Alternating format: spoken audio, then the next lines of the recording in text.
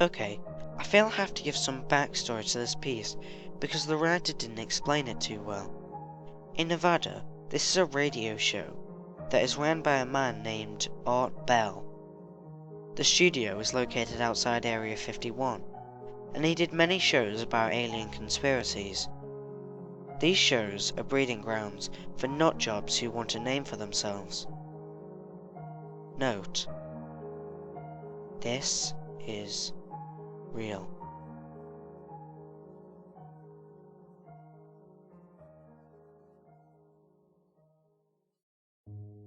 A Nevada radio show that was discussing conspiracy theories and the paranormal received a strange phone call on September 11th, 1997, during an Area 51 themed call-in program.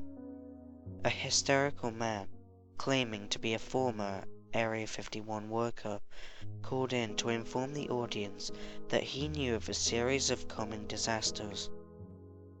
This call was later used as the main soundbite in a song by the band Tool in a song called Faaip De Oiad.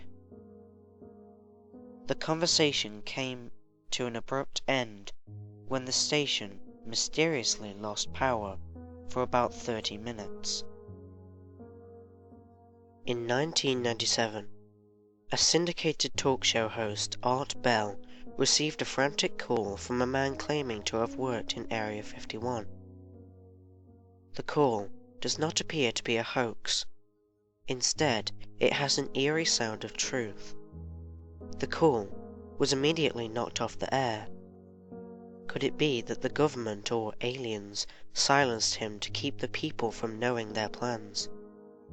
You be the judge.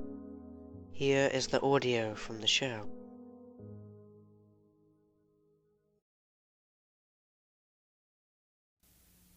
Line, you're on the air. Hello.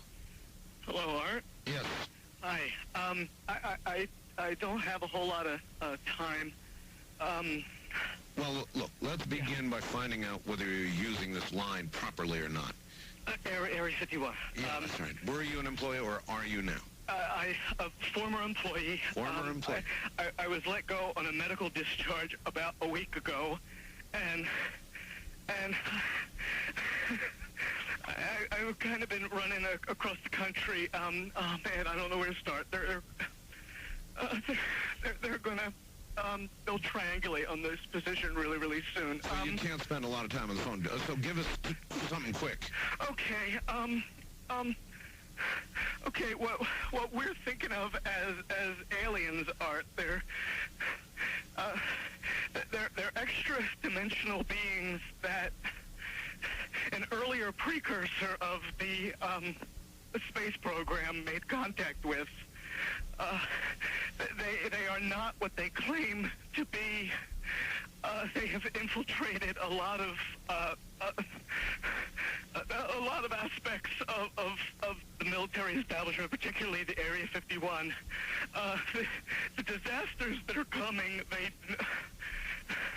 the military, I'm sorry, the government knows about them, and there's a lot of safe areas in this world that they could begin moving the population to now, Art. But they're not doing anything. They are not. They want the major population centers wiped out so that the few that are left will be more easily controllable. Discharge.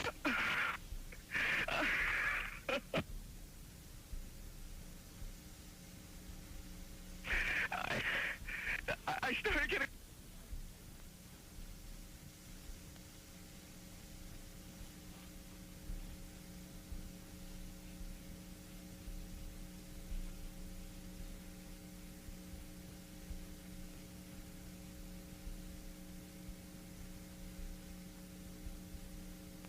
In some way, something knocked us off the air, and we're on a backup system now. It's the government, or I don't know. it has to be something, though.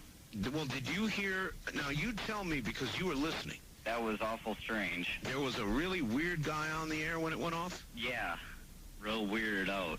Like, going sort of sounding paranoid, Yeah. schizophrenic? Like crying and everything. Yeah. Yeah. And how far into the conversation was it when it went off? Just a couple, about 15, 20 seconds, I'd say. Oh, you Something like that. guys you really missed a call then, and I've got a feeling somebody didn't want you to hear it. Yeah. Because it was really strange. All of a sudden, I'm hearing Mark Furman, and when I That's right. Well, the network, of course, went immediately to a backup tape while we tried to figure out what blew up here. So that's what you heard happen. And then we're now on a backup link system to be on the air at all right now. So, well, I'm telling you. However, a few months later, a man called back the radio station, asking if he was cut off the last time he called. He was referring to the prank he submitted to the station. Yes, he was the frantic called Victor.